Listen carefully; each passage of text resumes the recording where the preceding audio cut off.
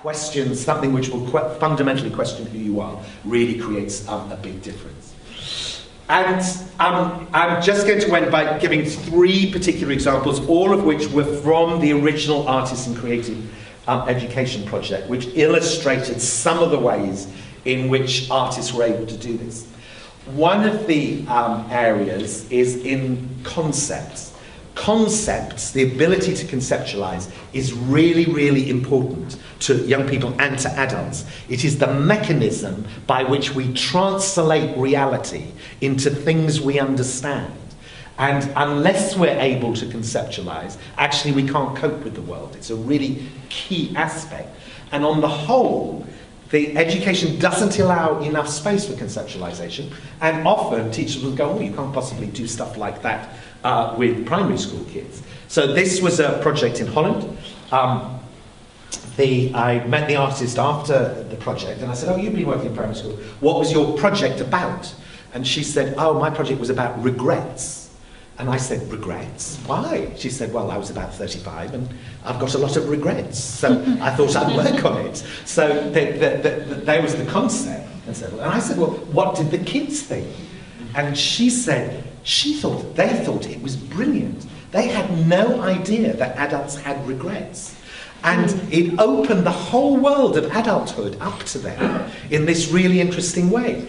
Well, what did they do? The kids went out into the community and they interviewed old people and their parents and other people like that about what regrets they had. They actually then worked on creating a big exhibition about regrets, which was in the centre of the school, and the parents came and saw it, and so on and so forth. Now, a lot of those elements, going out and interviewing people in the community, creating exhibitions and so forth, are common in lots of different projects, but that concept was what really got the kids involved and excited in what happened. And I think artists, particularly conceptual artists obviously, but artists tend to be very conceptual, and they're able to bring those lenses to bear, and they're hugely motivating and engaging for young people. And you can do it in many, many different ways. And I think it very clearly demonstrated something which artists bring, which isn't naturally there, but once teachers see, they will adopt that practice. I also particularly like this. One of the great problems with creative partnerships is ever finding a photograph which captures everything I'm talking about, because usually all the photographs are happy kids with a bit of face paint on, smiling and so on and so on, and they tell you absolutely nothing. And this particular artist, I said, oh, can I have some images for you? And she sent this to me, and I think this is one of the great sort of creative partnerships photographs.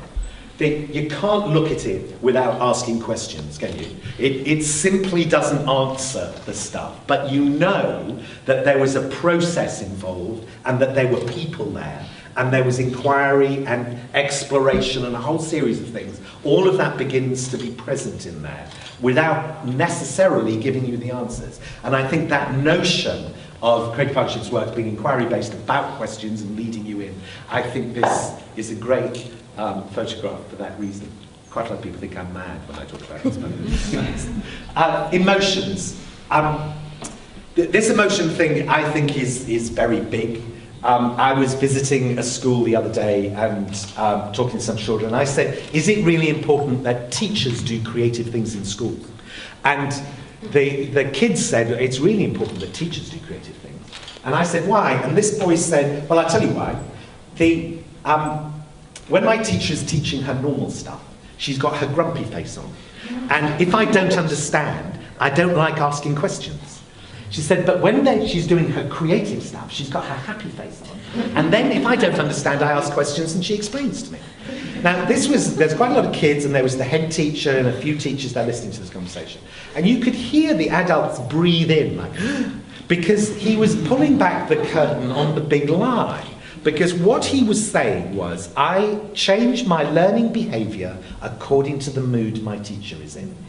And teachers like to pretend that's not true. It's much easier to pretend it's not true. So we very often say to teachers, if you're in a really bad mood, you should go into the class and say, I'm in a really bad mood. And the teachers say, you can't do that, that'll scare them. And I go, no, you don't understand. What scares them is they already know you're in a really bad mood and you're not willing to tell them why. That's scary, and so forth. This is actually de-scaring it. Now, there is no way you can bring art into a classroom without dealing with emotion. There is no art without emotion in it. And one of the things which, again, the researchers talked about in observing artists in these situations is they talk about emotion very freely and very openly with the children. And the children, the young people, respond to that incredibly positively. And it's a really, really important element.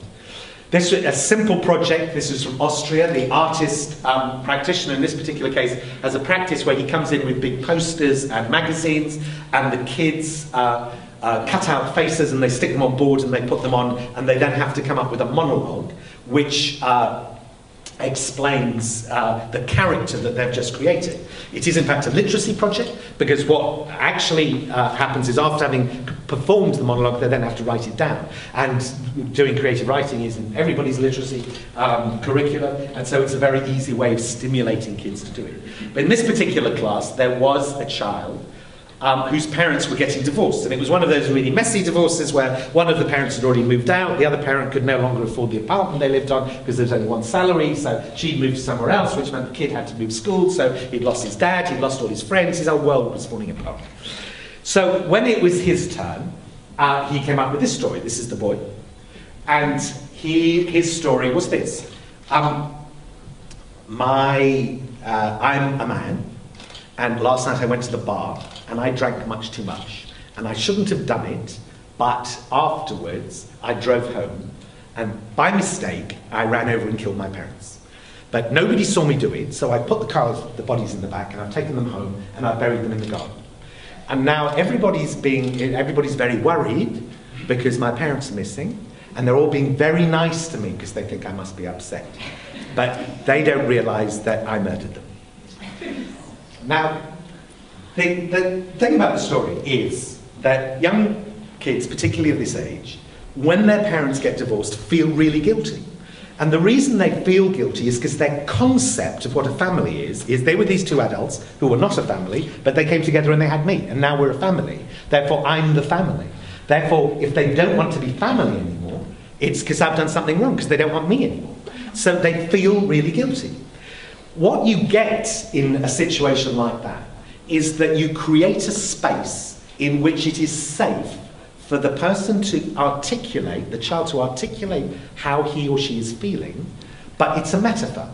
So it's not actually going, actually I feel I've murdered my parents. And he probably couldn't articulate it as clearly as that, but the space has been created in which he can make reference to it. And then everyone else around can go, I see what's going on. And schools have mechanisms for then engaging and be able to support the boy through it. But what you can see is with that going on inside him, no learning is going to be taking place in him at all. And it's the ability of artists easily to bring emotion into the classroom and create those safe spaces in which those emotions are expressed that is really important. And the final example I'm going to give from us in creative education, this was a film made by Jonas Hus, who were one of the partners in Malmo here. I'm just going to show you the first few minutes of the film, and then I'll explain to you why it's so important.